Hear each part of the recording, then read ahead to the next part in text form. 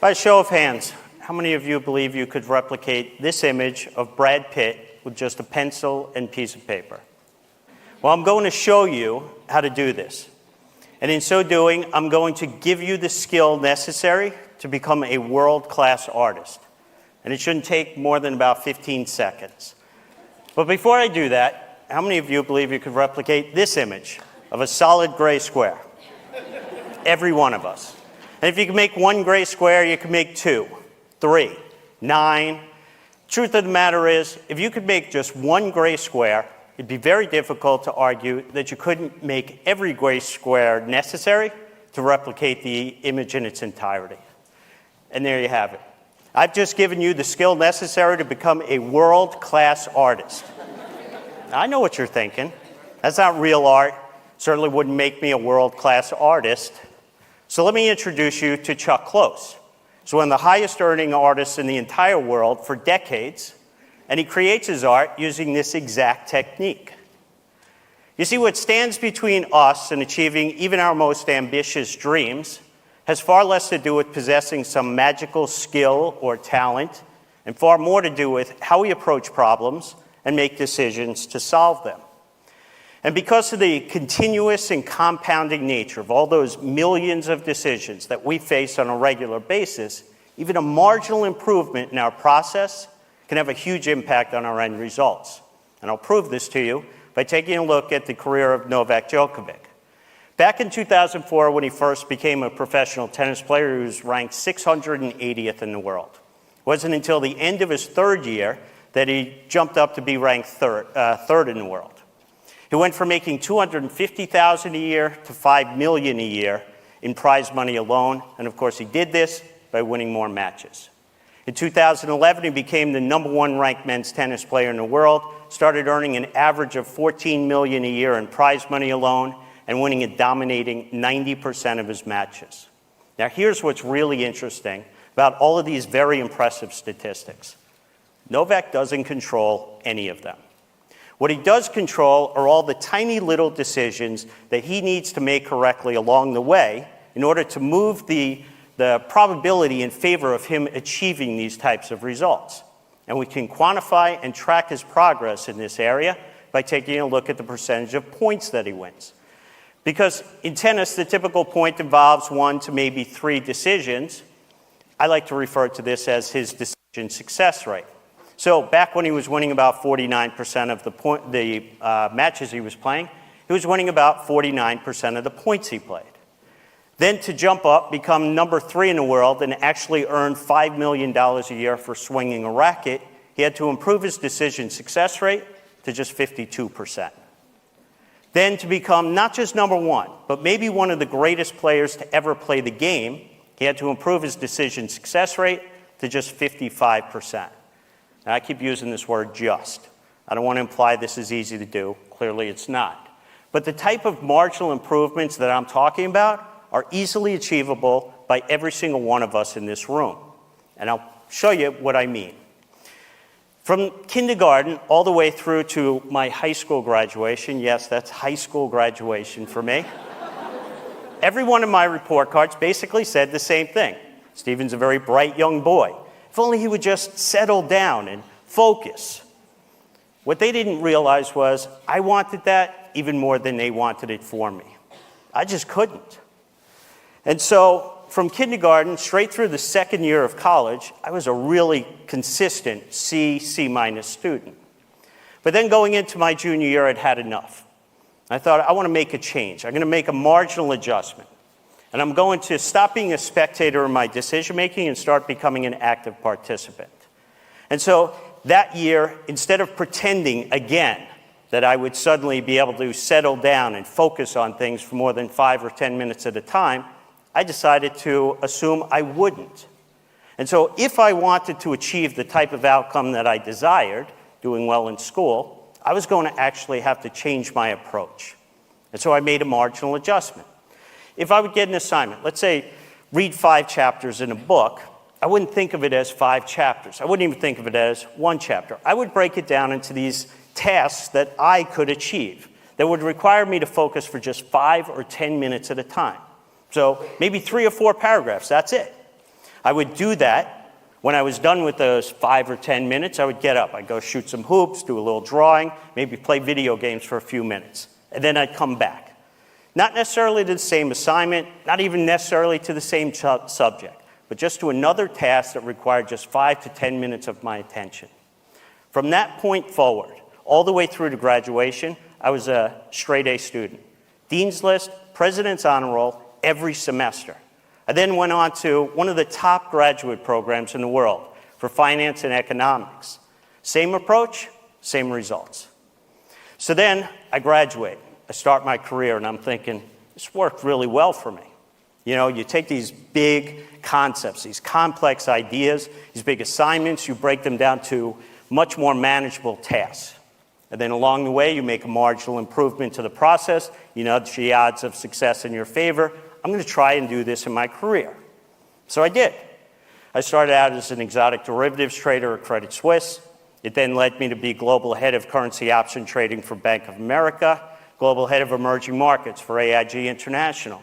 It helped me deliver top-tier returns as a global macro hedge fund manager for 12 years and to become founder and CIO of 2 award-winning hedge funds.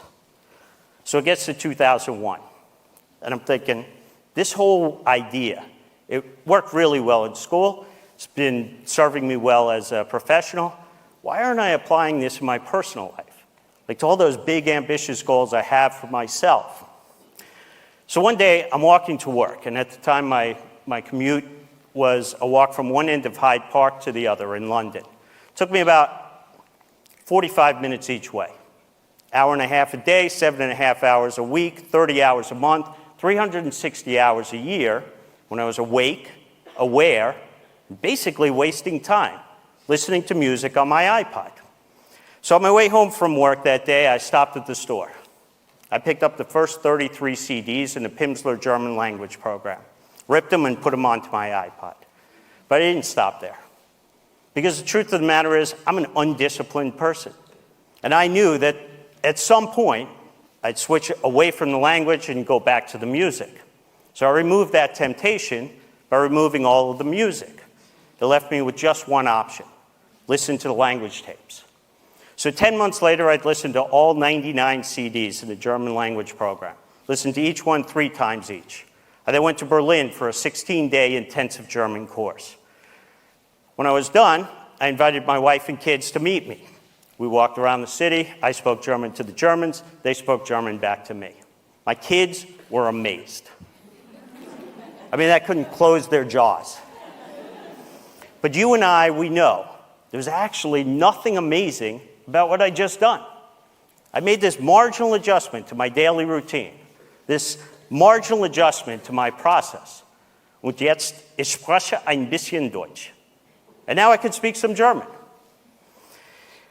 And so in that moment, I'm thinking, it's not supposed to be this easy for a guy like me, an old guy, to learn a new language. You're supposed to have to do that when you're a kid. And yet here I had done it, this marginal adjustment. So what other big, ambitious goals I've been holding on to, putting off until retirement, that I could potentially achieve if I just made a marginal adjustment to my routine? So I started doing them. I earned my auto racing license. I learned how to fly a helicopter, did rock climbing, skydiving, and learned how to fly planes aerobatically. Well, if you're like me, back in 2007, you might have the same goal I had. I was just moving back from London. I was about 25 pounds overweight and out of shape, and I wanted to rectify that. So I could go the typical route. You know, I could write a check to a gym I'd never go to, or I could swear to myself that I will never again eat those foods that I love but are doing all the damage. And I knew that going that route rarely results in the outcome you desire. So I decided to become an active participant. And I thought about the habits and passions that I've developed over the course of my life. And I thought, can I make just a marginal adjustment to them so that they work in my favor as opposed to against me? And so I did. I've got this habit where I've been walking an hour and a half a day for the last 7 years. And I've got this passion for being in the outdoors. And so that year, I didn't actually set the New Year's resolution to lose 25 pounds. I set a resolution to hike all 33 trails in the front country of Santa Barbara's mountains. And I'd never been on a hike before in my life. But the truth of the matter is, it's not about the 33 trails. You have to break this big, ambitious goal down into these more manageable decisions, the types of decisions that need to be made correctly along the way in order to improve the odds of achieving the type of outcome you desire. It's not about even one trail. It's about those tiny little decisions, like when you're sitting at your desk, putting in just a little extra time at the end of a day. Or you're lying on your couch and you're clicking through the channels on your remote control or scrolling through your Facebook feed. And in that moment, you make the decision to put it down. You go put on your hiking clothes. You go walk outside your front door and you shut it behind you. You walk to your car, you get in your car, and you drive to the trailhead. You get out of the car at the trailhead and you take one step. You take 2 steps, 3 steps. Every one of those steps that I've just described is a tiny little decision that needs to be made correctly along the way in order to achieve the ultimate outcome. Now, when I say I want to hike 33 trails in the front country, people think about the decisions at the top of the mountain. That's not what it's about. Because if you don't make the right decision when you're on the couch, there is no decision that occurs at the top of the mountain. So by the end of the year, I had hiked all 33 trails in the front country. I did them a couple of times each. I even did a few in the back country. I lost the 25 pounds, and I capped the year off by doing the hardest half marathon in the world, the Pier to Peak. In 2009, I got really ambitious. Ambitious for a guy who still to this day cannot settle down and focus on anything for more than 5 or 10 minutes at a time, and that was to read 50 books. But again, it's not about reading 50 books. It's not even about reading one book. It's not about reading a chapter, a paragraph, a sentence. It's about that decision when you're sitting at your desk at the end of the day, or when you're lying on the couch or flicking through your Facebook feed, and you put down the phone. You pick up a book and you read one word. If you read one word, you'll read 2 words, 3 words. You'll read a sentence, a paragraph, a page, a chapter, a book. You'll read 10 books, 30 books, 50 books. In 2012, I got really ambitious. I set 24 New Year's resolutions. 12 of them were what I call giving resolutions, where I did 12 charitable things that didn't involve writing a check. But it's not without its failures. I tried to donate blood, and they rejected me because I'd lived in the UK. I tried to donate my sperm, they rejected me because I was too old. I tried to donate my hair, and it turns out nobody wants gray hair. So here I was trying to do something to make myself feel good, and it was having the opposite effect. So anyway, I've also had these 12 learning resolutions to learn 12 new skills. And when I was done with unicycling, parkour, slacklining, jumping stilts, and drumming, my wife suggested I learn how to knit. And I'll be honest, I wasn't all that passionate about knitting. But one day I'm sitting under this 40-foot tall eucalyptus tree that's 2.6 miles up the Cold Spring Trail in Santa Barbara, and I'm thinking, that tree would look really cool if it were covered in yarn. And so I went home and I Googled this, and it turns out this is a thing people do. It's called yarn bombing. You wrap these public structures with yarn. And the 2nd annual International Yarn Bombing Day was just 82 days away. So for the next 82 days, no matter where I was, if I was in a board meeting, on the trading floor, in an airplane, or in the hospital, I was knitting, 1 stitch at a time. And 82 days later, I had done my first ever yarn bomb.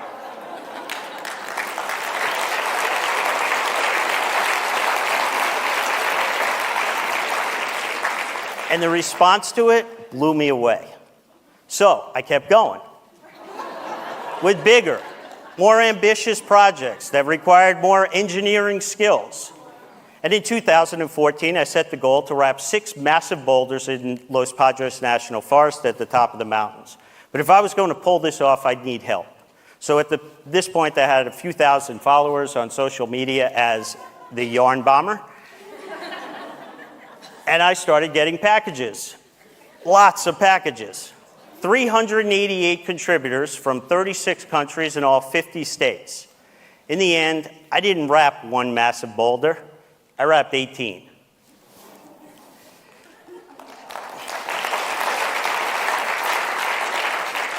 So I kept going.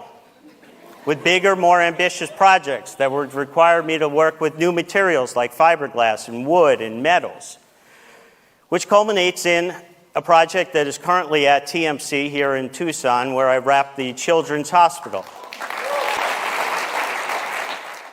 Along the way, I stopped knitting. I never really liked it. But I like crocheting. So I started making these 7-inch granny squares, because that's the standard granny square. And I thought along the way, why am I stopping at 7 inches? I need big stuff. So I started making bigger granny squares. And one day I come home from a business trip and I've got this really large granny. And I went to the website of Guinness. I was curious, what's the world's largest granny square? And it turns out there's no category for it. So I applied. And they rejected me. So I appealed. And they rejected me. I appealed again, and they said, fine. If you make it 10 meters by 10 meters, we'll create a new category, and you will be a Guinness World Record holder. So for the next 2 years, 7 months, 17 days, 1 stitch at a time, I finally reached more than 500,000 stitches, incorporated more than 30 miles of yarn, and I am now the official Guinness World Record holder for the largest crocheted granny square.